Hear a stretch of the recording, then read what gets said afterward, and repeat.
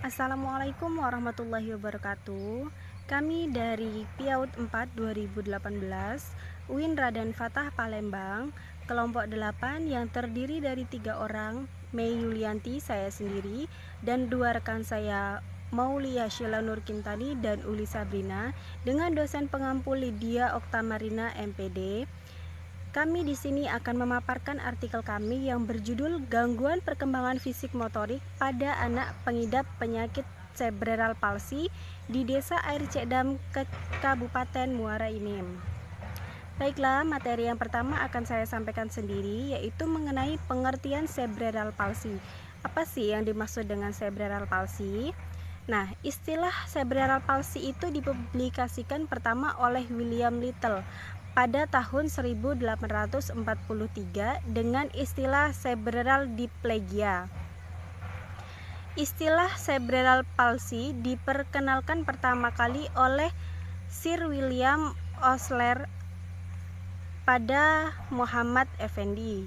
Istilah cerebral palsy dimaksudkan untuk menerangkan adanya kelainan gerak, sikap ataupun bentuk tubuh, gangguan koordinasi yang disertai dengan gangguan psikologis dan sensoris yang disebabkan oleh adanya kerusakan atau kecacatan pada masa perkembangan otak. Nah, ada beberapa pengertian dari para ahli. Yang pertama yaitu Muhammad Effendi 2006 halaman 118 menjelaskan bahwa cerebral palsy merupakan seseorang yang mengalami kelainan pada aspek motoriknya, tetapi terkadang disertai pula dengan gangguan penyerta seperti gangguan emosi, gangguan bicara, kecerdasan maupun sensoriknya. Yang kedua, Sugiarmin dan Ahmad Toha menjelaskan bahwa cerebral palsy merupakan suatu kelainan pada gerak tubuh yang berhubungan dengan kerusakan otak yang menetap. Akibatnya, otak tidak berkembang, tetapi bukan sesuatu penyakit yang progresif.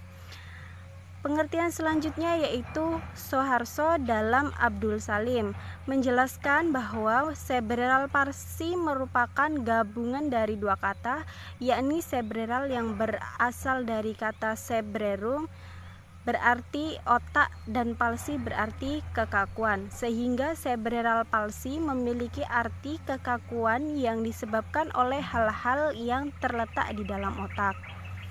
Pengertian selanjutnya yaitu Smith dan Tiller mengatakan bahwa cerebral palsy bukan merupakan penyakit, tetapi suatu kondisi non-progresif dan tidak menular yang berdampak pada gerak tubuh dan koordinasi pada otot. Yang selanjutnya yaitu American Academy of Cerebral Palsy menjelaskan bahwa cerebral palsy merupakan berbagai perubahan yang abnormal pada organ gerak atau fungsi motorik sebagai akibat adanya kerusakan berupa cacat, luka, atau penyakit pada jaringan yang terjadi dalam rongga tengkorak. Nah, dari beberapa pengertian para ahli di atas dapat disimpulkan bahwa cerebral palsy merupakan kelainan gerak, tonus otot, ataupun postur yang disebabkan oleh kerusakan yang terjadi pada otak yang belum matang dan berkembang. Selanjutnya yaitu gejala cerebral palsy. Pada anak yang terkena cerebral palsy dapat timbul sejumlah gejala sebagai berikut. Yang pertama yaitu kecenderungan menggunakan satu sisi tubuh, misalnya menyeret salah satu tungkai saat merangkak atau menggapai sesuatu hanya dengan satu tangan. Yang kedua yaitu terlambatnya perkembangan kemampuan gerak motorik seperti mengangkat atau duduk. Yang ketiga yaitu kesulitan melakukan gerakan yang tepat, misalnya saat mengambil suatu benda. Yang keempat, gangguan penglihatan dan pendengaran. Yang kelima, gaya berjalan yang tidak normal seperti berjinjit, menyilang, misalnya gunting atau dengan tungkai terbuka lebar. Yang keenam, otak kaku atau malah sangat lunglai.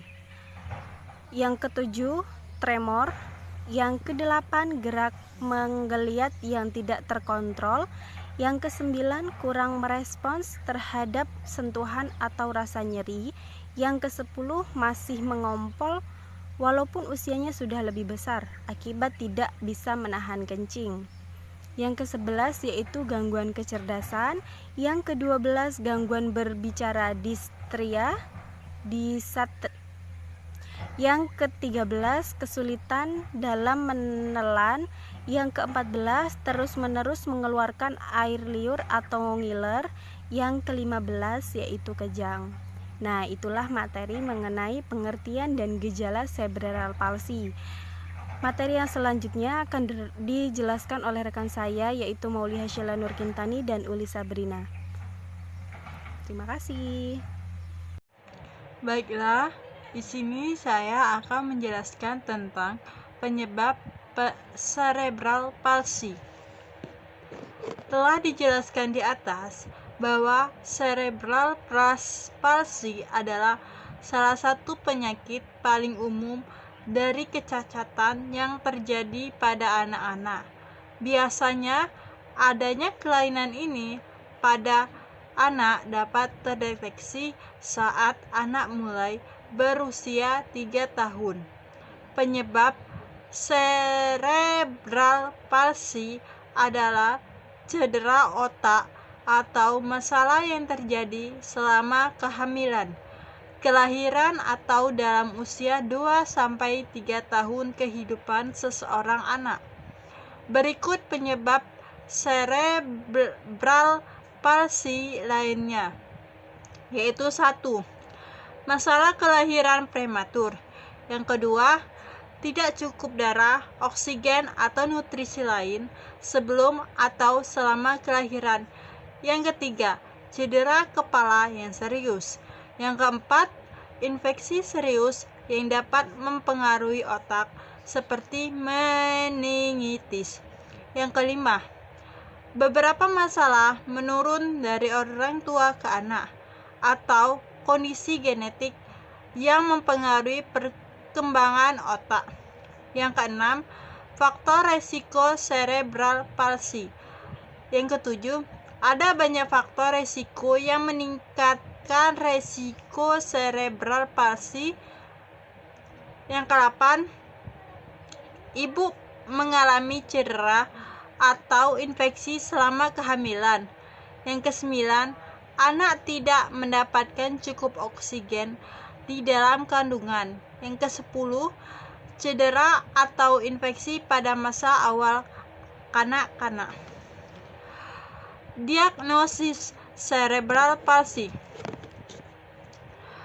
Dokter akan menduga seorang anak mengalami cerebral palsy apabila terdapat sejumlah gejala yang telah dijelaskan sebelumnya. Namun untuk memastikannya, dokter akan menyarankan pemeriksaan selanjutnya, seperti elektroencephalografi atau EEG. EEG bertujuan untuk melihat aktivitas listrik otak dengan menggunakan bantuan alat khusus yang disambungkan ke kulit kepala. Uji pencitraan. Uji pencitraan dilakukan untuk melihat aktivitas listrik otak, untuk melihat area otak yang rusak atau berkembang tidak normal. Sejumlah uji pencitraan yang dapat dilakukan adalah MRI, CT scan, dan USG. Dokter saraf juga dapat menjalankan pemeriksaan fungsi luhur untuk menemukan adanya gangguan kecerdasan, serta gangguan dalam bicara, mendengar, melihat, dan bergerak. Demikianlah penjelasan dari saya. Saya kembali ke moderator.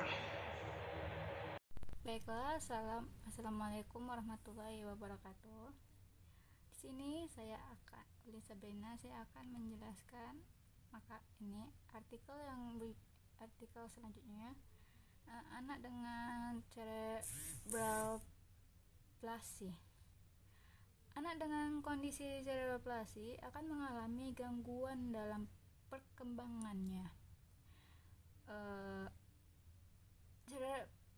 Cerebroplasi mempengaruhi otot dan kemampuan seseorang untuk mengontrolnya. Otot anak dengan cerebroplasi dapat berkontraksi secara berlebihan,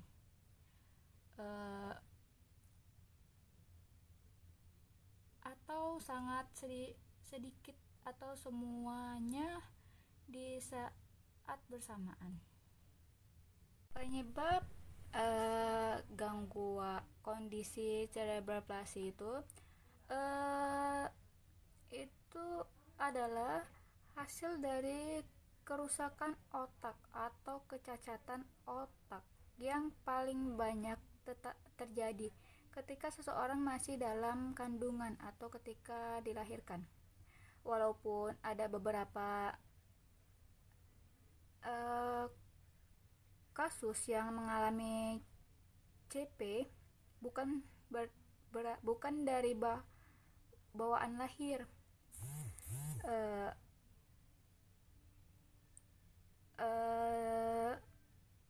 Selain itu, kecelakaan, kekerasan, malpraktek, kelalaian, infeksi, dan cedera juga diketahui menjadi penyebab yang menyebabkan terjadinya CP. Tip anak dengan CP cerebral dapat dibagi ke dalam beberapa tip motorik sebagai berikut. Yang pertama itu spastik sebesar 80-90%, merupakan bentuk paling umum. Otot terlihat kaku dan ketat. Muncul karena kerusakan korteks motorik. Yang kedua itu diskinesia sebesar 6%, memiliki karakteristik gerakan involuntar seperti distonia, atetosis, dan chorea. Yang ketiga, ataksia sebesar 5%, memiliki karakteristik gerak gemetar.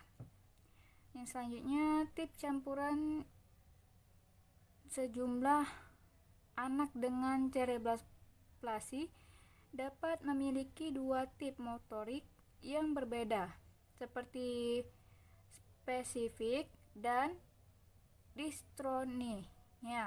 Selanjutnya, CP dapat memiliki dua tip motorik yang berbeda, seperti spastik dan distonia. Mungkin sekian itu saja. Wassalamualaikum warahmatullahi wabarakatuh.